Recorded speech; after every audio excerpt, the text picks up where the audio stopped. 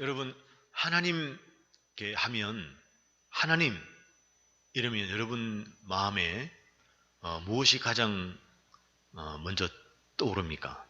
하나님 그러면, 또는 예수님, 하나님, 예수님, 그럼 여러분들은 뭐가 가장 먼저 떠오르는지 모르겠네요. 하나님에 대하여 여러분들이 알고 있는, 또 느끼고 있는, 또는 경험한 것 중에 하나님 딱 그러면 떠오르는 단어, 뭐 여러 가지가 있죠.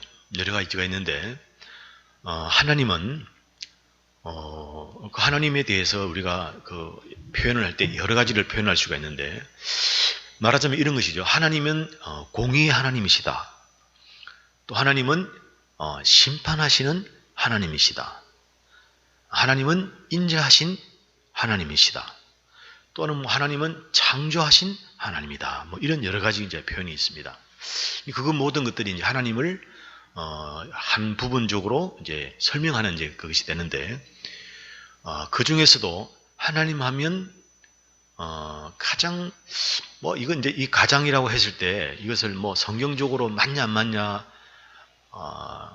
본다면 또 다른 의견도 있을 수가 있는데, 저는 오늘 하나님 하면 가장 먼저 이제 떠오르는 단어는 저에게 하나님은 사랑이다. 하나님은 사랑이다 하는 이제 이게 저는 참 좋습니다. 저는 그래서 이제 그 신약 성경 고린도전서 13장에 보면 믿음과 소망과 사랑 이 세 가지는 항상 있을 것인데 그 중에 제일은 믿음이라. 가 아니고 사랑이라. 이제 그랬죠. 그 중에 제일은 사랑이라.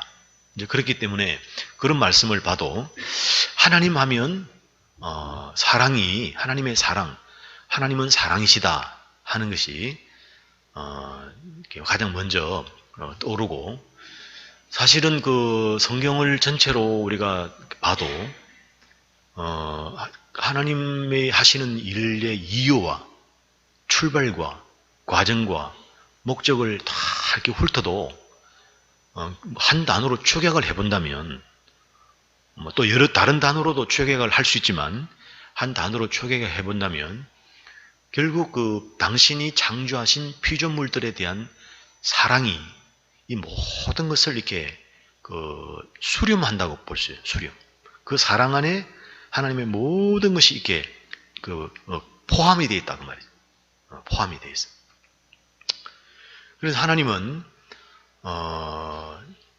꽃들도 사랑하시고 또 물속에 있는 물고기도 사랑하시고 또 이렇게 동산에서 뛰어다니는 동물도 사랑하시고 나무도 사랑하시고 하늘에 있는 별들도 사랑하시고 다 사랑하십니다.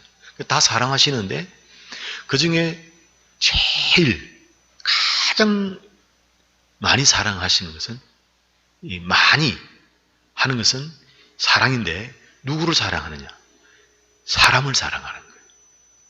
특히 하나님의 자녀들을 사랑하십니다. 그 하나님은 모든 것을 그 창조 기사를 보면 모든 것이 창조될 때마다 하나님께서 좋아하셨다 그랬거든요. 좋아하시더라. 근데 그 중에 이제 사람을 하나님이 만드시고 나서는 뭐라고 했냐면 그 앞에다가 심히라는 심히 아주 많이 사랑하신다는 말을, 좋아하시다는 말을 쓰셨거든요. 그러니까 하나님은 사랑이신데 누구를 가장 사랑하시냐면 하나님의 자녀들을 사랑하신다는 거예요. 하나님의 자녀들을. 자, 그러면 이 하나님의 사랑을 성경이 뭐라고 하는가? 한번 이제 오늘 두 가지로 살펴보겠는데요. 첫 번째는 하나님이 성경에서 우리를 향하신 하나님의 사랑이 어떤 사랑이냐면 우리로 말미암아 기쁨을 이기지 못할 정도의 사랑이라는 거예요. 우리를 사랑하시는데 어떤 사랑이냐면 너무 기뻐서 어쩔 줄을 모르는 그런 사랑이라는 거예요. 자, 17절 중반에 보면 이런 말씀이 있죠. 그가 너로 말미암아 기쁨을 이기지 못하시며. 기쁨을 어떻게 못하신다고 합니까? 이기지 못하시며. 하나님은 전능하신 분이잖아요. 못하실 일이 없거든요. 그런데 여기에 이런 기가 막힌 표현을 쓰셨어요. 기쁨을 하나님이 이기지 못한다는 거예요. 전능하신 하나님이 기쁨을 이기지 못하는데 그 기쁨의 내용이 뭐냐면 우리를 기뻐한다는 거예요. 우리를 기뻐하는데 얼마나 우리를 사랑하시고 좋아하시는지 그 사랑과 기쁨을 이길 수 없을 만큼 우리를 사랑하신다는 거예요. 여기 이제 기쁨을 이기지 못한다는 이 말의 의미는 크게 기뻐하다는 일반적인 내용도 있지만은 기뻐서 너무 기뻐서 그 기쁨을 그 기쁨을 주체할 수 없으니까 막 뛴다는 의미가 있어요. 뛴다는. 여러분 그렇게 사랑하시는 로또 그 1등 되면 어떻겠어요, 여러분? 막 미친 사람 뛰어다닐 아마 안 들키려고 안 뛰어다닐지는 모르겠지만 마음으로는 어떻습니까? 벌써 심장이 뛰기 시작하잖아요. 네? 심장이 뛰기 시작하고 모든 세포가 막 대반전을 이루고 열리고 눈이 커지고 막 조금 전까지 막 불치병으로 죽어가다가도 로또 1등 됐다는 그 소식 하나만 가지고도 뛸 듯이 기뻐하잖아요. 그러니까 마치 그런 것처럼 하나님이 우리를 사랑하시는 사랑이 그렇게 마치 하나님이 그 기쁨을 이기지 못할 정도로 큰 기쁨, 그런 기쁨으로 뭐 하신다고? 사랑하신다는 하나님이. 그리고 이 하나님의 기쁨을 그 하반절에 다시 한번 반복하고 있는데요. 뭐라고 얘기를 하냐면 너로 말미암아 시작 즐거이 부르며 기뻐하시리라 그랬거든요. 여기서 즐거이 부른다는 말은 기뻐서 막 소리를 치는 거예요. 외치는 거예요. 샤우팅. 막 너무 좋아서 나 복권 됐다 말하자면 로또 당첨됐다 너무 좋아서 막 고함을 치는 그런 것을 말하는 거예요. 이걸 쉬운 성경에는 이렇게 표현했습니다. 너를 보시고 노래하며 즐거워한다 그랬어요. 노래를 한다는 거예요. 여러분 노래를 주로 언제 합니까? 뭐 슬플 때도 하지만 기쁨은 자기도 모르게 흥얼흥얼 하잖아요. 너무 좋아서. 그리고 공동번역은 이렇게 설명합니다. 마치 명절이라도 된 듯이 기쁘게 더덩실 춤을 추시리라.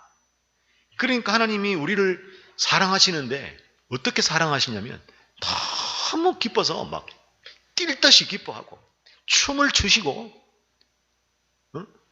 막 소리를 지를 정도로 우리를 사랑하신다는 거예요. 여러분 2002년도를 기억하시죠? 한일 월드컵. 그때 우리나라가 하다가 16강에 올라갔잖아요. 그때 여러분 얼마나 국민들이 좋아했습니까? 그런데 그때는 8강에 비유하면 아무것도 아니에요. 8강에 오르니까 국민들이 설마 하다가 8강에 오르니까 믿을 수 없는 거예요. 그게 무슨 얘기냐면 분명히 8강에 올랐는데도 8강에 올랐다는 그 사실을 못 견디는 거예요. 믿을 수가 없는 거예요. 그러니까 오늘 본문에 뭐하면 그것을 이기지 못하는 거예요. 그게.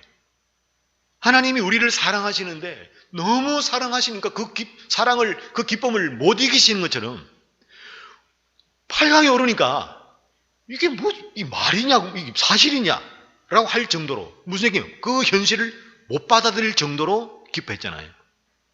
거기서 끝이었습니까? 지금도 우리가 이 믿을 수 없는 몇 강에 올랐어요? 4강에 올랐어요. 16강도 기적인데 8강은 더 말할 수 없는 기적 아닙니까? 그런데 4강까지 올라버렸어요. 그날 어떻게 됐습니까? 온 나라의 국민들이 뭐 남녀노소를 불문하고 집에 있는 막 집구석에 있는 개도 기뻐했어 그때. 예? 왜 사람들 기뻐하니까 지도 따라서 기뻐한 거예요. 막 빡빡 돌면서 그때 제가 그 가지를 키웠거든. 막. 우리가 기뻐하니까 막 이게 뭔지도 모르고 막 따라서 기뻐한 거야. 이게 뭐예요? 그게 바로 오늘 본문에서 말하고 있는 우리를 사랑하시는 하나님의 기쁨을 말하고 있는 거예요. 우리 지금 국민들을 막 보십시오. 지금도 누가 대한민국 그러면 그 다음에 뭐 합니까? 짜짝 박수 치잖아요. 그때 정말 뭐 남의 버스에 올라가도 아무 소리 안 하고 차를 타고 경적을 울리고 막 신호를 무시하고 막 인파가 몰려다녀도 아무 누구도 방해하는 사람이 없었어요. 그리고 식당 하시는 분들, 이런 분들은 막 손님들에게 공짜 뭐 음식도 주고 술도 주고. 왜 그렇습니까? 너무 기쁘니까. 돈이 문제가 아니라는 거야, 돈이. 너무 기쁘니까 이게 뭐 남이고 뭐 지인이고 상관없이 모든 사람에게 그렇게 베풀어 주고 싶고 그 기쁨을 나누고 싶은 거예요. 이게 뭐냐? 하나님이 우리를 사랑하시는 그 사랑 안에 담겨 있는 기쁨이라는 기쁨. 그러니까 얼마나 우리를 기뻐하신다는 거예요. 우리를 얼마나 사랑하신다는 거예요. 여러분 이 사랑이 여러분 우리 모두의 마음에 가득하기를 원합니다. 예. 이 사랑이 이게 전염이 되잖아요. 하나님의 사랑이 그걸 깨달으면 그 사랑이 우리에게 이렇게 전해져 오거든요. 월드컵 때 말이죠. 4강전 올 때 막 난리가 났을 때 그 경기 시합이 끝나고 막 좋아하니까 축구 축자도 모르고 축구도 안 좋아하던 사람들도 덩달아 좋아했어요. 덩달아 좋아했어요.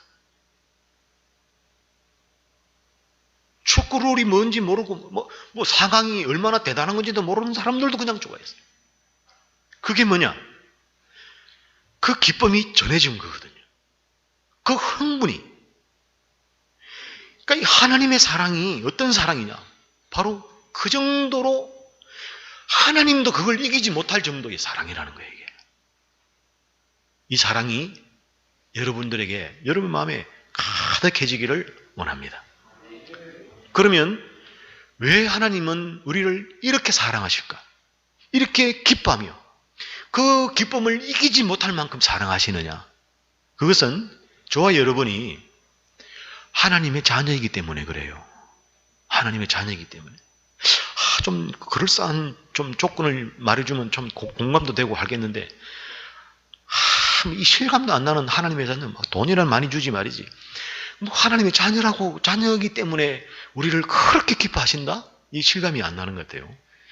시편 2편 7절에 보면 오늘 그 구절이 안 나옵니다. 이런 말씀이 있어요. 내가 한번 찾아볼까요? 시편 2편 7절. 빨리 찾으신 분 페이지 한번 말해 보십시오.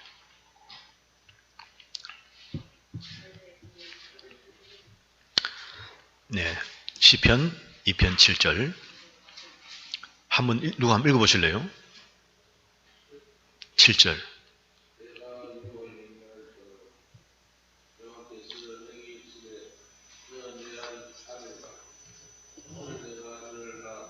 아멘. 내가 여호와의 명령을 전하노라. 자, 누구의 명령입니까? 하나님의 명령이죠. 하나님의 말씀입니다. 하나님이 뭐라고 말씀하시냐면 여호와가 내게 말씀을 하셨는데 그 내용이 뭐냐면 너는 누굽니까? 이스라엘이고 또 우리고 나잖아요. 너는 뭐냐면 내 아들이라는 거예요. 왜 아들이냐? 내가 너를 낳았기 때문에.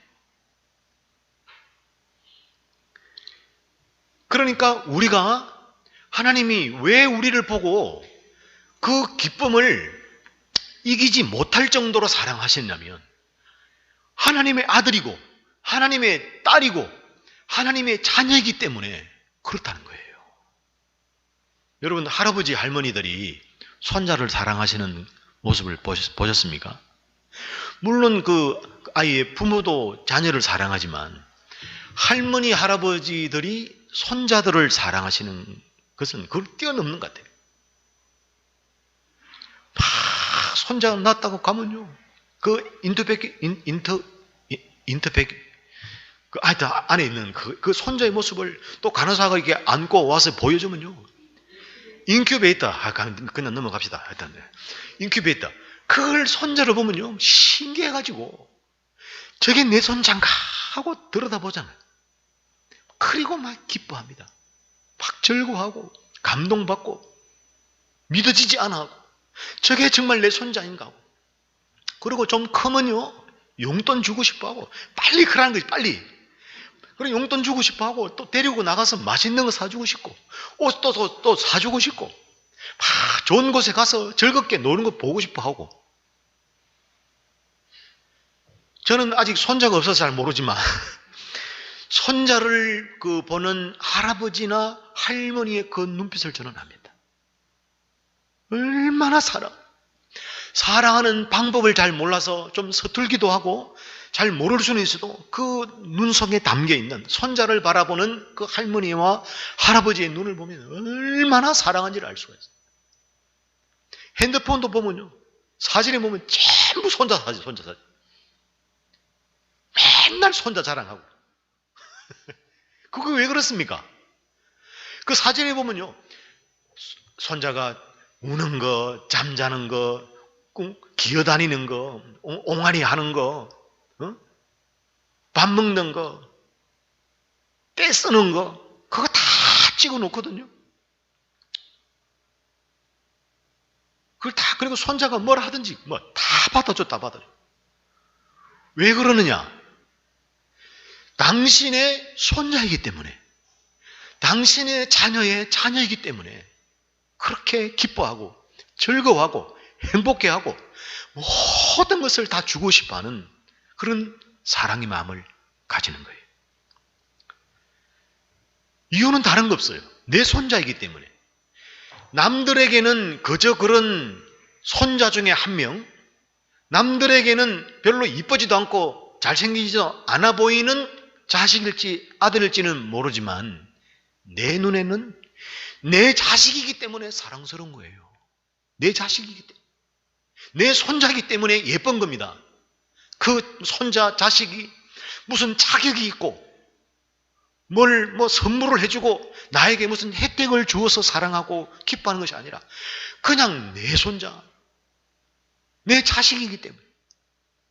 저희 집안에서 같은 핏줄이니까 대충 이리저리 닮았는데, 저희 집안에서 저를 가장 많이 닮은 애가 조카가 한 명 있어요. 경주 사는데 제 사촌 동생의 아들이에요. 그 아들이 4살 땐가 5살 땐가 한번 진주에 이제 그 사촌 동생이 오는 길에 왔다 그랬어요. 처음으로 가서 한번 봤어요. 이제 우리 친척 어르신 집에 갔는데 문을 딱 여는데, 문을 여니까 걔가 앉아 있는 거야. 딱 보는데 제가 깜짝 놀랐어요. 왜 놀랐냐면 저가 앉아 있는 거더라고. 어릴 때 제 얼굴을 하고 앉아 있는 거예요. 깜짝 놀랐어요. 그래가지고 내가 잠시 이제 어떻게 이렇게 나를 닮았냐 하고 있다가 이제 그냥 저도 모르게 나온 말이 뭐냐면, 너희 집에서 살기 고단하거든. 사람 저한테 와라. 내가 그 말을 했어요. 그 말에 우리 조카에 대한 마음이 다 담겨 있는 거예요. 그러면 삼촌인 저도 그러는데 그 부모가 되는 우리 사촌 동생의 부모의 눈에는 그 아이가 어떻게 보이겠어요? 그냥 꿀이 떨어지는 거예요. 꿀이 떨어지는 거예요. 여러분, 하나님도 마찬가지입니다. 우리가 하나님의 자녀이기 때문에 우리를 바라보면, 우리를 생각하면 우리로 말미암아 이 기쁨을 막 주체할 수 없는 거예요.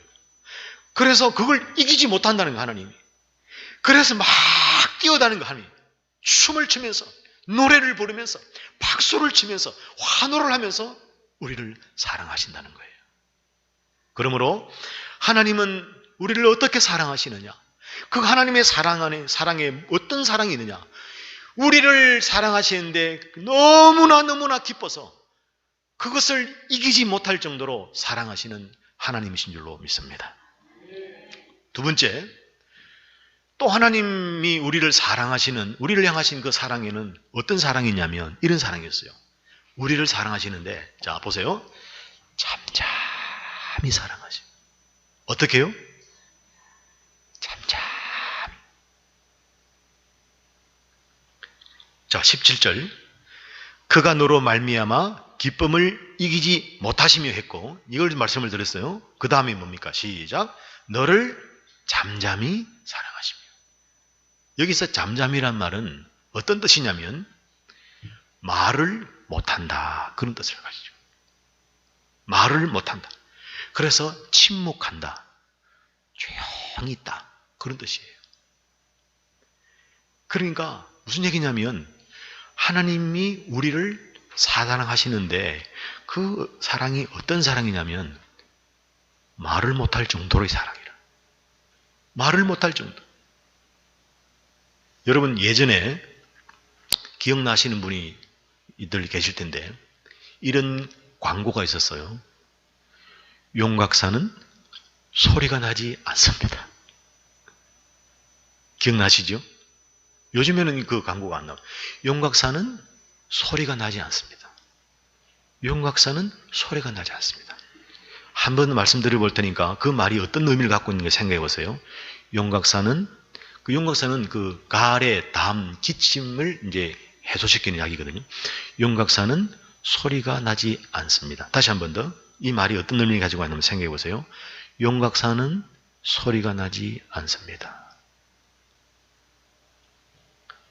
소리가 안 나는 게 중요한 게 아니잖아요. 근데 그 용각산이 소리가 나지 않는다는 말로 광고를 한 이유가 뭐냐면, 다시 말하면 그 말에 담겨있는 뜻이 뭐냐면 우리 용각산은 소리는 안 나지만 효과는 끝내준다, 그 말이에요. 맞아요, 여러분? 소리는 안 난다. 그런데 효과는 끝내준다, 그 말이에요. 더 이상 말할 필요가 없다는 거예요.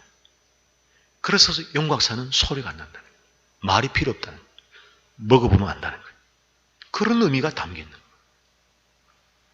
마찬가지로 하나님이 우리를 사랑하시는데 얼마나 사랑하시는지 말을 못할 만큼 사랑하신다.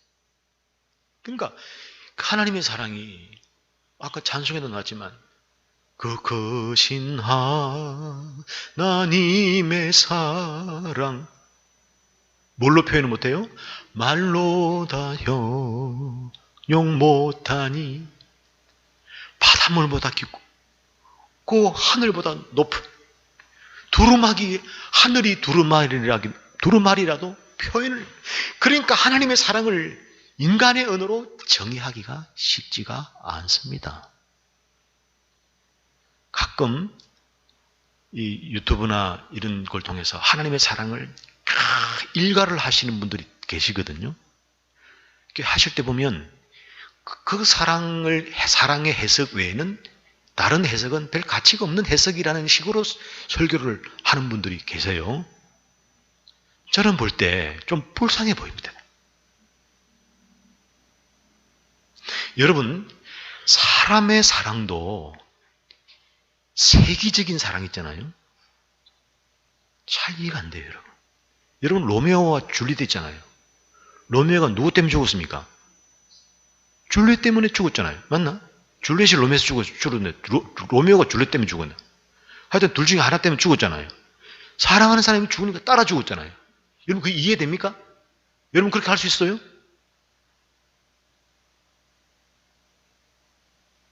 인간의 사랑도 와닿지를 않는데 감동은 받잖아요. 사랑이 저렇게 깊은 것이구나.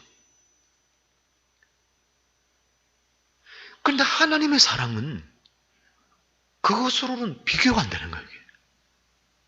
저는 그 로미오와 줄리엣의 사랑에 하나님의 사랑이 좀 이게 투영됐다고 봐요.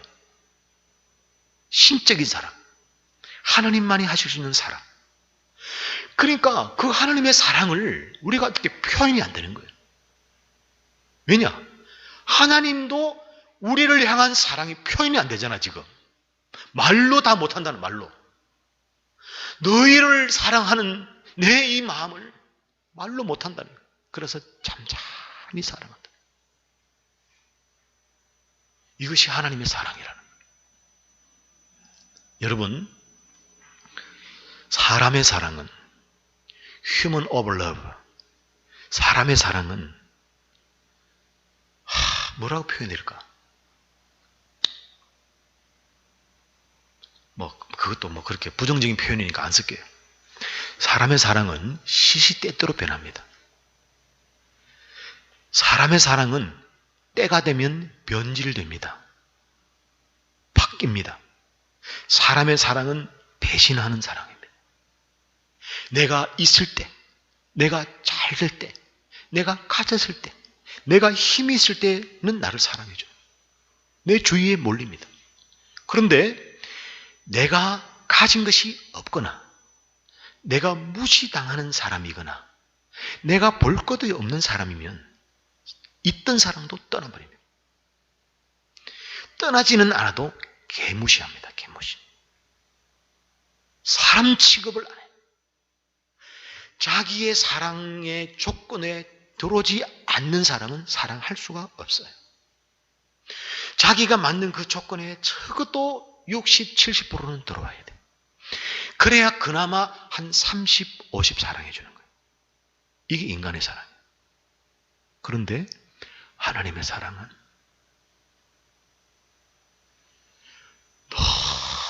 너무너무 크기 때문에 어떤 말로도 표현할 수 없는 그런 깊은 사랑이 하나님이 우리를 사랑하시는 그 잠잠히 사랑하시는 사랑인 줄로 믿습니다. 미국에서 실제로 있었던 일인데 우리 성경의 그 탕자의 비유와 비슷한 내용이에요. 어느 집에 부잣집에 아들이 있었어요. 이 아들이 아버지의 재산을 아버지 기중품을 훔쳐가지고 가출을 해버렸어요. 그래가지고 막 허랑방탕하게 살았어요. 그러니까 가진 돈이 있으니까 막 주위에 친구들이 있고 사람들이 끊이질 않았어요. 그러니까 행복하다고 생각한 거예요. 즐겁다고 생각한 거예요. 자신은 잘 산다고 생각한 거예요. 그런데 돈이 그냥 어느 날 딱 떨어져 버렸어요. 그러니까 그 많던 친구들, 그렇게 즐거워했던, 함께 해줬던, 옆에 있어줬던 친구들이 하나 둘씩 떠나면서 전부 다 떠나버렸어요. 그리고 이제 자기 생계마저 어렵게 돼버렸어요. 그렇게 힘들게 사다가 든 생각이 내가 이렇게 살아서 뭐 할까? 뭐 하냐? 죽어버려야겠다. 자살을 결심하게 된 거예요. 그리고 이제 자살을 할 것이라고 딱 마음을 먹고 그 결심을 이행하는 순간 이런 생각이 든 거예요. 그래, 내가 이제 할 것은 이제 자살밖에 없는데 자살을 딱 하려니까 아버지가 생각이 난 거예요. 아버지가. 그 아버지가 자기를 어떻게 키우고 어떻게 양육하고 어떻게 사랑하고 보살폈던가를 그게 생각이 난 거예요. 그래가지고 죽기 전에 아버지한테 편지를 하나 쓰자. 편지를. 그리고 글을 쓰는데 대충 이런 내용입니다. 아버지, 아무 제가 할 말이 없습니다. 그러나 제가 마지막으로 아버지께 용서를 구하고 싶습니다. 아버지, 저를 용서해 주십시오. 그리고 제가 사흘 뒤에 집 앞을 지나갈 텐데 그때 아버지가 저를 용서해 주신다면 그 표시로 노란 손수건을 하나 좀 걸어주십시오. 나무에다가. 그리고 이제 시간이 돼가지고 밤새 뜬 눈이 돼가지고 눈이 충혈 돼가지고 이제 기차를 타고 이제 가는데 보니까 이제 자기 살던 집에 이제 다 와가는 거예요.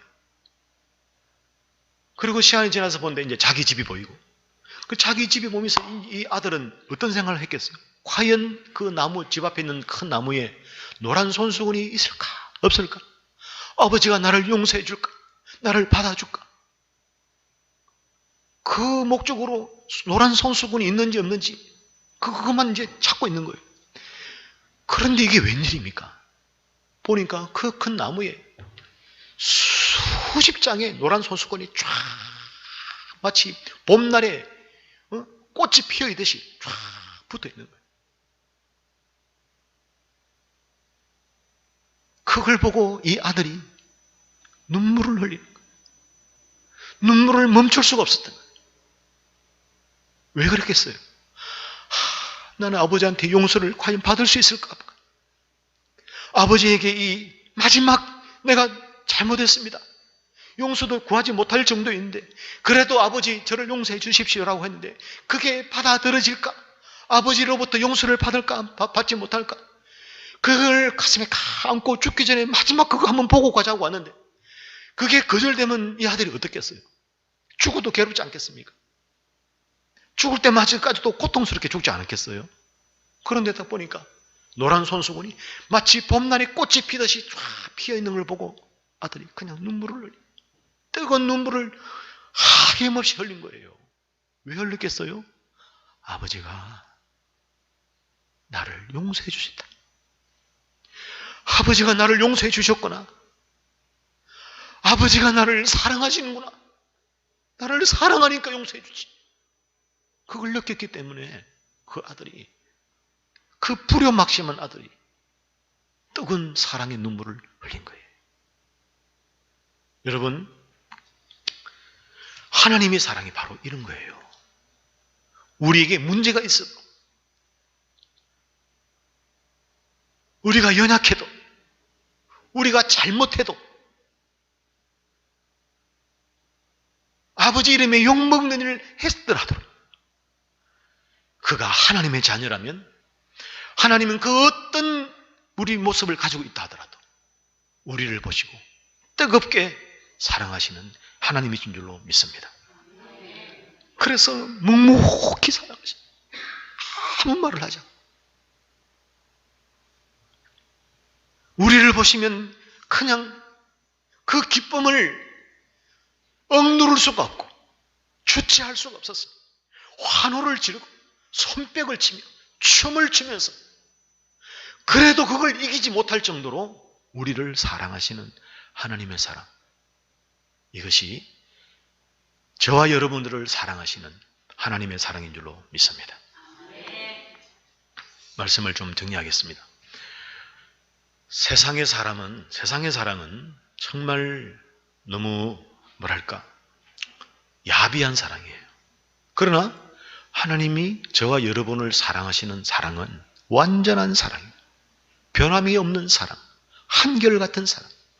얼마나 우리를 사랑하시는지 그 사랑 안에 우리를 기뻐하는데 그 기쁨을 주체할 수 없을 정도로 아버지의 것을 다 훔쳐가지고 허랑방탕한 아들이 용서를 구하고 돌아왔을 때 우리 같으면 잡아 죽입니다. 잡아 죽여요. 부자의 인연을 끊고, 그런데 하나님은 그런 우리를 받아주시고, 받아주실 분입니까? 내 아들아, 내 아들아, 너 잘못한 거 내 보지 않는다. 내 재산 가지고 도둑질한 거 그거 난 따지지 않는다. 돌아오기만 해라. 이 아버지 사랑하노라. 네 집안으로 돌아오기만 해라. 왜 그렇습니까? 당신의 자녀이기 때문에. 저와 여러분은 하나님이 그 기쁨을 주체할 수 없을 만큼, 그 어떤 잘못에도 용서해 주실 만큼 우리를 사랑하시는 하나님의 자녀이기 때문에 저와 여러분을 사랑해 주시는 그 사랑인 줄로 믿습니다. 그러므로 우리가 이 하나님의 사랑에서 꼭 기억해야 할 게 있어요. 그게 뭔 줄 아십니까? 이겁니다. 우리는 이 하나님이 우리를 사랑하시는 그 사랑이 우리에게 있기 때문에 우리에게 어떤 어려운 환경이 있더라 하더라도 우리는 걱정하면 안 됩니다. 뭐 하면 안 된다고요? 그 왜 말이 좀 부지시. 이 크신 하나님의 사랑을 받고 사는데, 하나님의 사랑이 변함없이 지금 우리를 사랑하고 계시는데 세상의 어떤 일이나 환경이나 조건에서 좀 어려움이 생겼다고 이 사랑을 망각하고 내버리겠습니까? 이 사랑이 나를 지키고 있는데, 이 사랑이 나와 함께하고 있는데, 이 사랑이 지금까지 나를 인도하고 계시는데, 지금까지 지내온 것 주의 크신 은혜라. 한량없는 하나님의 이 은혜와 사랑, 이것이 우리를 지키고 있는데 어떤 문제와 어려움이 그것을 끊을 수 있단 말입니까? 하나님은 끊지 않으시는 거예요. 누가 끊느냐? 우리가 끊어내는 거예요. 이것 때문에 끊어버리고, 이것 때문에 잘라버리고, 이것 때문에 막아버리고. 그러므로 어떤 어려운 환경에 처하더라도 걱정하지 않고 하나님의 사랑하는데, 하나님 저 이런 상황이 있는 거 다 아시죠? 이 어려운 문제를 하나님께 맡겨. 하나님, 우리를 그렇게도 끔찍이 사랑하시는 하나님, 저는 하나님의 은혜 안에, 하나님의 사랑 안에 거하기를 원합니다. 주님 인도하여 주십시오. 이렇게 우리가 사는 것이 하나님의 사랑 안에 함께 거하며 살아가는 우리의 삶인 줄로 믿습니다. 이 하나님의 사랑이 여러분의 모든 남은 인생에 풍성히 넘치시기를 주님의 이름으로 축복합니다.